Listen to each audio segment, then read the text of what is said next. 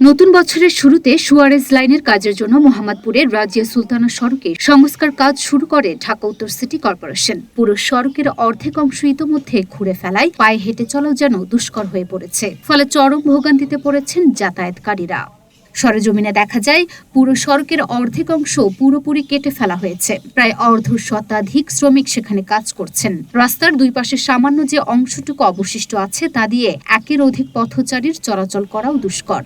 স্থানীয়দের অভিযোগ, এই কাজের ৩ মাস আগে পুরো সড়ক খুঁড়ে পানির লাইন বসানোর কাজ করেছিল ওয়াসা। একই সময় সুয়ারেজ লাইন বসানোর কাজ হাতে নিলে জনগণের ভোগান্তি কম হতো। মোহাম্মদপুরের গুরুত্বপূর্ণ এ সড়কের খোঁড়াখুঁড়িতে বিপাকে পড়েছেন স্থানীয় ব্যবসায়ীরাও। সেখানে প্রায় ১০ থেকে ১৫টি ব্যবসা প্রতিষ্ঠান আছে। খোঁড়াখুঁড়ির ফলে সড়ক বন্ধ হয়ে যাওয়ায় ক্রেতা সমাগম কমে গেছে, প্রতিষ্ঠানগুলো লোকসানের মুখে পড়েছে।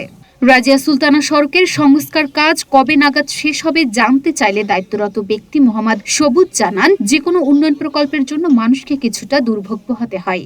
আশা করা হচ্ছে ৩ মাসের মধ্যে রাস্তার কাজ শেষ হবে। লুনা আফরোজ, নিপা, ঢাকা পোস্ট।